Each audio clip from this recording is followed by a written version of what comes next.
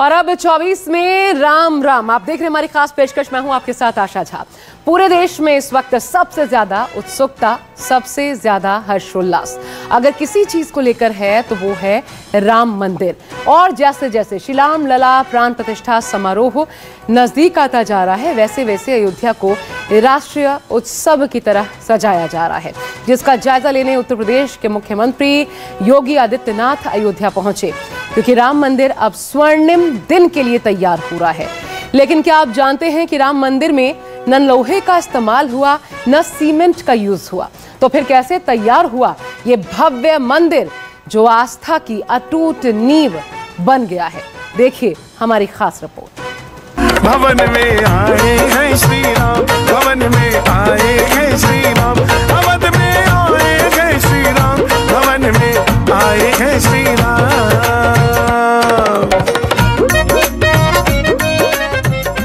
अद्भुत, अविश्वसनीय, अकल्पनीय,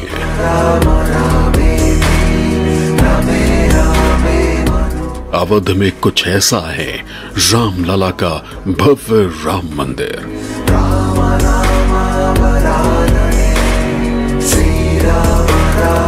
अयोध्या में राम मंदिर के पत्थरों को सबने देखा, शिलाओं को सबने देखा, स्तंभों को सबने देखा, लेकिन क्या राम जन्मभूमि पर सीमेंट और लोहा किसी ने देखा है?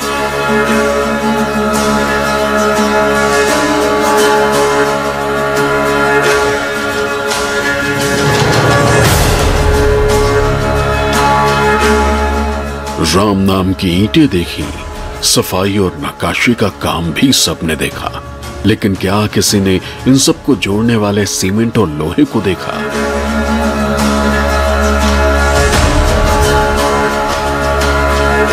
राम मंदिर की चर्चा जब से शुरू हुई तभी से यह खबर सुर्खियों में रही कि राम मंदिर बनेगा, जो अब बनकर तैयार है, लेकिन उसमें सीमेंट और लोहे का इस्तेमाल नहीं होगा, जो कि हुआ भी नहीं।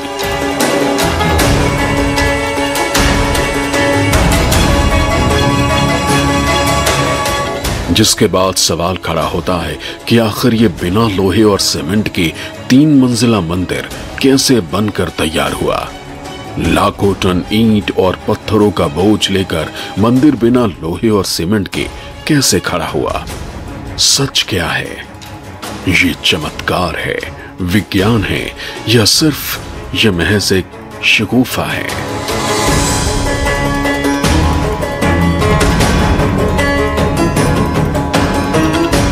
ये सवाल करोड़ों राम भक्तों के जहन में घूम रहा है, जिनके जवाब सबको जानने हैं, क्योंकि दुनिया भर के करोड़ों राम भक्तों की आस्था का केंद्र अयोध्या अब तैयार हो चुकी है अपनी आराध्य के भव्य स्वागत के लिए। भवन में आए हैं श्री राम, भवन में आए हैं श्री राम, अवध में आए हैं श्री राम, भवन में आए हैं श्री राम। अयोध्या में कुदरत का पारा भले ही गिर रहा हो, लेकिन भक्ति का सैलाब पूरे उफान पर है। पूरे देश को इंतजार है 22 जनवरी का, जब सूर्य भगवान उत्तरायण में प्रवेश करेंगे। उसकी प्यास बुझाओ, केवट ने जैसे पग धोए। और सालों के संघर्ष के बाद रामलला अपने विराट और दिव्य धाम में विराजमान होंगे। उनको सत्संग हर घड़ी पसंद है, उनको हर घड़ी राम राम उसे हर घड़ी आनंद। अयोध्या में राम मंदिर के एक एक इंच के लिए तैयार योजनाओं को मूर्त रूप देने का काम चल रहा है, और अद्भुत राम मंदिर को पूरी तरह से तैयार होने में अभी काफी वक्त लगेगा।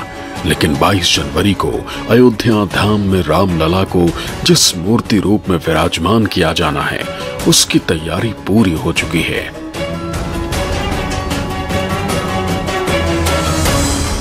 मंदिर का पूरा परिसर 71 एकड़ का है, जबकि रामलला का मंदिर 8 एकड़ में बन रहा है। मंदिर को इस तरीके से बनाया जा रहा है कि वो कम से कम 1000 साल तक खड़ा रहे। श्री राम मंदिर की बुनियाद को सॉलिड बनाने के लिए देश में पहली बार एक असंभव दिखने वाले काम को अंजाम दिया गया। मंदिर के लिए 400 फुट लंबी और 300 फुट चौड़ी नींव बनाई गई। जमीन में 14 मीटर की गहराई में चट्टान ढाली गई और यही चट्टान मंदिर की बुनियाद बन गई। राम मंदिर अब तक जितना बनकर तैयार हुआ है उसकी भव्यता देखते ही बनती है। दिलचस्प बात यह है कि इस राम मंदिर के निर्माण में ना तो लोहे का इस्तेमाल हुआ और ना ही सीमेंट का। अब सवाल उठता है कि हमारे आपके जिस घर को बनाने में लोहे सीमेंट की अहम भूमिका होती है, इतने भव्य राम मंदिर में आखिर इसका यूज नहीं हुआ, तो फिर इतना बड़ा मंदिर बनकर कैसे खड़ा हो गया? बगैर लोहे सीमेंट के राम मंदिर की नींव कैसे पड़ गई? बहरहाल राम मंदिर में लोहे सीमेंट ना लगने की जानकारी तो पहले ही सब जानते हैं, लेकिन आपको ये बताने की कोशिश करेंगे कि आखिर ये संभव हुआ कैसे।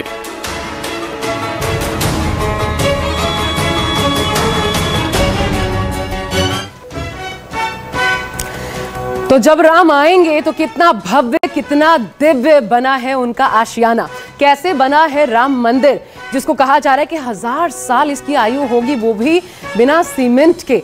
आखिर कैसे इतना ठोस निर्माण हो रहा है, ये हम आपको समझाने की कोशिश करते हैं। देखिए कैसे बना है राम मंदिर, एक एक करके समझने की कोशिश कीजिए। राम मंदिर को दरअसल विशेष प्रकार के पत्थरों से बनाया गया है। राम मंदिर में इस्तेमाल हर पत्थर में खांचा बनाया गया है, और ये जो हर पत्थर में खांचा है यही सबसे विशेष हो जाता है। क्यों, आपको दिखाते हैं। खांचे की मदद से दूसरे पत्थर को खांचे में फिट किया जाएगा। मतलब समझ लीजिए, एक खांचा इस तरीके से दूसरे में ऐसे कनेक्ट करके, वो खांचे इस तरीके से कनेक्ट किए गए हैं कि सभी पत्थर जो हैं वो बगैर सीमेंट के भी एक दूसरे से जुड़े हुए हैं, बेहद मजबूती के साथ है। इसके अलावा सभी पत्थर, मुख्य ढांचा जो है वो बंसी पहाड़पुर के पिंक स्टोन से तैयार किया गया है। यहाँ से पहाड़पुर के पिंक स्टोन का निर्माण बहुत ज्यादा मजबूत माना जाता है। उससे अगर कुछ भी निर्माण किया जाता है तो खासकर गुलाबी पत्थरों की बात करना अनिवार्य हो जाता है, क्योंकि बहुत मजबूत और उम्र गुलाबी पत्थरों की लंबी मानी जाती है। इन पत्थरों से ही मंदिर का निर्माण हुआ है। गुलाबी पत्थर जो कि बहुत ज्यादा मायने रखते हैं, बहुत ज्यादा मजबूत होते हैं। मंदिर में अब देखिए लोहे सीमेंट का इस्तेमाल, जैसा हमने आपको बताया, बिल्कुल भी नहीं हुआ है। तो फिर लोहे और सीमेंट की जगह आखिर क्या इस्तेमाल किया गया, वो समझने की कोशिश कीजिए। सबसे पहले देखिए, 6 एकड़ जमीन से 14 मीटर गहराई तक जो रेत थी भीतर, वो पूरी तरीके से साफ कर दी गई, हटा दी गई। खाली जगह पर फिर क्या किया गया, रोल्ड कॉम्पैक्ट कंक्रीट को भरा गया। यानी कंक्रीट मिश्रण की एक एक करके कुल मिलाकर के आपको बताएं 56 परतें तैयार की गई, और इन 56 परतों से ये जो पूरी नींव खाली की गई थी उसको भर दिया गया। उस पूरी नींव को रोल्ड कॉम्पैक्ट कंक्रीट नामक एक विशेष प्रकार की कंक्रीट मिश्रण से भर दिया गया। कंक्रीट ऐसी जो कि चट्टान बन गई, इसलिए कहा जा रहा है कि भीतर पूरा चट्टान है और ये बेहद मजबूत है। बगैर लोहे और सीमेंट के ही मंदिर की नींव इस प्रकार से तैयार की गई है। जैसे हमने आपको बताया, विशेष कंक्रीट का उपयोग केवल नींव में किया जाता है, और इस तरह से बगैर लोहे और सीमेंट के ही मंदिर की नींव भी खड़ी हो गई। अब देखिए, मंदिर का बाकी हिस्सा गुलाबी बलुआ पत्थर से बनाया गया है। मंदिर का जो बाकी हिस्सा है, राजस्थान के भरतपुर से दरअसल ये गुलाबी बलुआ पत्थर जो है वो मंगाया गया है। 21 फीट ऊंचा चबूतरा, उसको कर्नाटक और तेलंगाना के ग्रेनाइट से तैयार किया गया है। चबूतरा यानी ऊपरी हिस्सा जो है वो ग्रेनाइट पत्थरों से तैयार किया गया, और ये आए हैं कर्नाटक से और तेलंगाना से। और इस रूप में ये भव्य दिव्य राम मंदिर राम के आगमन के लिए तैयार किया गया है। अयोध्या में श्री राम मंदिर के लिए देश ने 5 सदियों तक प्रतीक्षा की है। करीब 500 साल तक अयोध्या और सनातन धर्म के मानने वालों को भव्य मंदिर में रामलला के दर्शन से दूर रखा गया। अब श्री राम मंदिर का निर्माण अपनी पूरी रफ्तार से हो रहा है। इस मंदिर को बनाने में परंपरागत प्राचीन शैली और संस्कृति का समावेश तो है ही, साथ ही नई तकनीक का भी इस्तेमाल हो रहा है। तो उम्र इस कारण ज्यादा है क्योंकि इस मंदिर में लोहा नहीं है। लोहा बिल्डिंग की आयु निर्धारित कर देता है। इस मंदिर में कंक्रीट वर्क नहीं है, जमीन के ऊपर कंक्रीट नहीं है। कंक्रीट की आयु भी बहुत लिमिटेड है, तो वेरी ह्यूज स्टोन स्ट्रक्चर, सारे स्ट्रक्चर में संभवतः 21 लाख क्यूबिक फीट स्टोन लगेगा।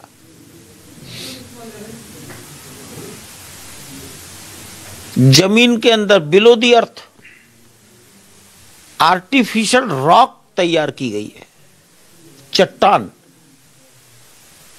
इसलिए इस स्ट्रक्चर की लाइफ 1000 साल जरूर है। हर साल रामनवमी में श्री राम की मूर्ति पर सूर्य की किरणों को पहुंचाने का जतन हो, मंदिर में लगे पत्थरों को जोड़ने की पद्धति हो, या फिर भूकंप में भी अटल रहने वाली नींव हो, मंदिर के रास्ते में आ रही सभी बाधाओं को विज्ञान की मदद से दूर किया गया है। वैज्ञानिकों, विशेषज्ञों और कई एजेंसियों की टीम मिलकर ये तय कर रही है कि श्री राम मंदिर दीर्घायु हो। मंदिर की नींव कैसी हो, ये सबसे बड़ी चुनौती थी। इसके लिए अलग अलग एक्सपर्ट से राय ली गई, लंबे वक्त तक परीक्षण किया गया, अलग अलग स्तर पर टेस्टिंग हुई, यहां तक कि रडार सर्वे का भी सहारा लिया गया। करीब 50 फुट गहरी खुदाई के बाद तय किया गया कि कृत्रिम चट्टान तैयार की जाए।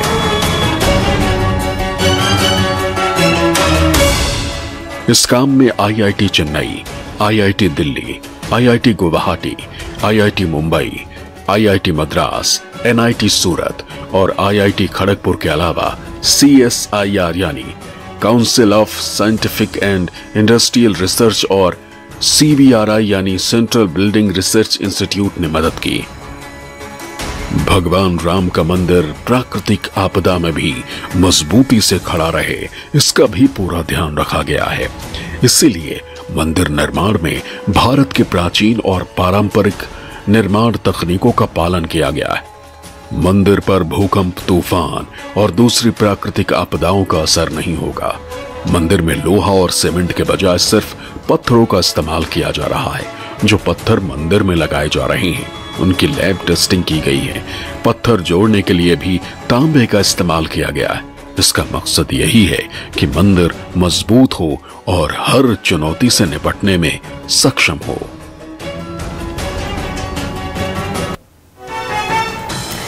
तो 500 सालों का जब संघर्ष पूरा हो रहा है तो उसकी दिव्यता भी कुछ इसी प्रकार की होगी। आइए आपको दिखाते हैं आगे इससे जुड़े कुछ विशेष और चीजें। देखिए, लोहा स्टील क्यों नहीं इस्तेमाल किया जा रहा मंदिर में, समझने की कोशिश कीजिए। आयरन की लाइफ जो है वो कम होती है। लोहे में 70 से 80 साल में जंग लग जाता है और ये फिर बाद में धीरे धीरे खराब कर देता है, जंग स्ट्रक्चर को खराब कर देता है। ये भी कारण क्योंकि 1000 साल आयु इसकी निर्धारित करनी थी, तो ऐसे में इस्तेमाल नहीं किया गया लोहे का। लोहे की जंग पत्थर को फाड़ देने का काम करती है, यानी कि उसकी जो आयु होती है, जैसा चंपत राय महासचिव जो है राम तीर्थ उनके महासचिव वो बता भी रहे थे कि हमने जानबूझकर इसमें नहीं किया है ताकि आयु निर्धारित ना हो, 1000 साल कम से कम चले। पुराने मंदिरों में लोहे का प्रयोग नहीं किया जाता। आपको यह भी बता दें, आयरन प्योर धातु, शुद्ध धातु का इस्तेमाल नहीं किया जाता। इसके अलावा आपको बता दें क्यों खास होता है, कॉपर का इस्तेमाल क्यों किया जाता है। आयरन जो है वो प्योर धातु, शुद्ध धातु का इस्तेमाल नहीं माना जाता, इसलिए उसकी जगह पर कॉपर का इस्तेमाल किया गया। कॉपर का इस्तेमाल, कॉपर में क्योंकि जंग नहीं लगती, सबसे बड़ी कारण जो है वो ये है, जंग नहीं लगती तो फिर आयु जाहिर तौर पर लंबी होगी।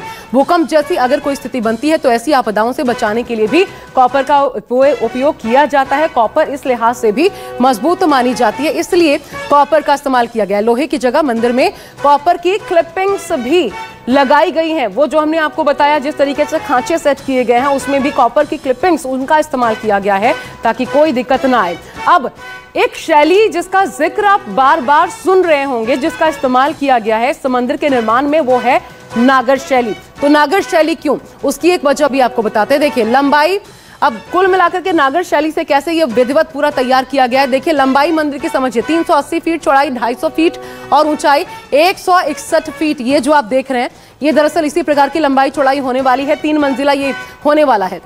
राम मंदिर को परंपरागत नागर शैली से तैयार किया गया है। नागर शैली बहुत ज्यादा महत्वपूर्ण हो जाती है क्योंकि इसमें ही लोहे का इस्तेमाल नहीं किया जाता है। नागर शैली का मतलब ही है कि लोहे का इस्तेमाल नहीं होगा, इसका दूसरा तरीका जैसा हम आपको बता रहे थे वो इस्तेमाल किया गया। नागर शैली प्राचीन भारतीय हिंदू स्थापत्य कला की 3 शैलियों में से एक मानी गई है। और आपको बता दें, इस नागर शैली से जुड़ी एक और खास बात यह है कि उत्तर भारतीय हिंदू स्थापत्य कला की ये एक तो 3 शैलियों में से एक और उत्तर भारत में विकसित हुई है। साथ ही साथ चाहे खजुराहो हो, सोमनाथ मंदिर, कोणार्क मंदिर, सूर्य मंदिर, ये तमाम मंदिर जो है इसी आधार पर डेवलप किए गए हैं। नागर शैली का जो कनेक्शन है उसके बारे में बात करते हैं। मुख्य तौर पर उत्तर भारत में ये विकसित हुई है, ये माना जाता है नागर शैली, और उत्तर भारत से फिर धीरे धीरे दक्षिण की तरफ भी इसका रुख हुआ। खजुराहो मंदिर, सोमनाथ मंदिर, कोणार्क का सूर्य मंदिर भी नागर शैली से ही बना है क्योंकि इनकी दिव्यता भव्यता पहले भी देख चुके हैं और उससे बिल्कुल भी कमतर आप राम मंदिर की विशेषताओं को, उसकी सुंदरता को नहीं आंक सकते। और वही नागर शैली जो है ये दिव्य और भव्य बना रहा है श्री राम के आगमन पर, जब वो अपने पवित्र धाम में पधारेंगे तब। मंदिर आधुनिक दौर के हिसाब से बन रहा है, लेकिन इसमें प्राचीन सभ्यता और पुरातन तकनीक की मदद ली गई है। रामलला जिस जगह विराजमान होंगे वहां रामनवमी के दिन सूर्य की रोशनी से अभिषेक हो, इसके लिए भी काम किया गया है। श्री राम मंदिर का गर्भगृह एक और वजह से बेहद खास और अद्वितीय होगा। मंदिर के अंदर गर्भगृह को इस तरह से तैयार किया गया है कि हर साल रामनवमी के दिन दोपहर ठीक 12 बजे सूर्य की किरणें गर्भगृह में विराजमान श्री राम की मूर्ति पर पड़ेंगी। इसके लिए बहुत जतन करके एक उपकरण मंदिर के शिखर में लगाया जाएगा। उसके जरिए सूर्य की किरणें रिफ्लेक्ट होकर रामलला के ललाट तक पहुंचेंगी। श्री राम के दिव्य प्रतिमा पर सीधी सूर्य की किरणें कैसे आएंगी, इसके लिए IIT रुड़की के प्रोफेसर काम कर रहे हैं। अयोध्या में बनाए जा रहे राम मंदिर निर्माण में जिन पत्थरों का इस्तेमाल किया जा रहा है उस पर अभी भी काम लगातार जारी है। ये मेरे ठीक पीछे आप तमाम सारी शिलाओं को देख पा रहे होंगे। दरअसल इन्हीं शिलाओं का इस्तेमाल मंदिर के निर्माण में किया जा रहा है और सबसे खास बात यह भी है कि कहीं पर भी शिलाओं के बीच में जोड़ दिखाई न दे, इसलिए शिलाओं को इतनी बारीकी से तराशा गया है कि उसके खाने भी आपको साफ तौर पर तस्वीरों के माध्यम से नजर आ रहे होंगे।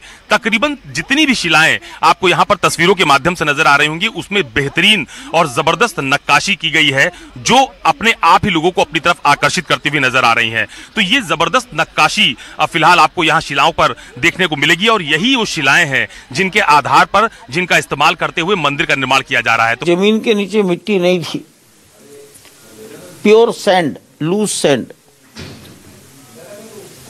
तो it was a challenge. Now no challenge. Ram Mandir में लगने वाले हजारों पत्थर अपने आप में एक भूल भुलैया है, जिसे सुलझाने के लिए राम मंदिर का पूरा नक्शा कंप्यूटर में दर्ज किया गया है। यानी राम मंदिर में लगने वाले सभी पत्थरों की ट्रैकिंग होती है। बारकोड्स की मदद से पत्थरों की लोकेशन का ब्यौरा तैयार रहता है। कौन सा पत्थर मंदिर के किस हिस्से में और किस समय लगेगा, ये सब कुछ कंप्यूटर की मदद से तय किया जाता है। राम मंदिर अपने तरीके का पहला ऐसा निर्माण है जिसके लिए बरसों से तैयारी होती रही और अब भव्य स्वरूप में ये तैयार हो रहा है। मंदिर का मॉडल हो या बनाने का तरीका, सब कुछ जांचने और परखने के बाद ही धरातल पर उतारा गया है।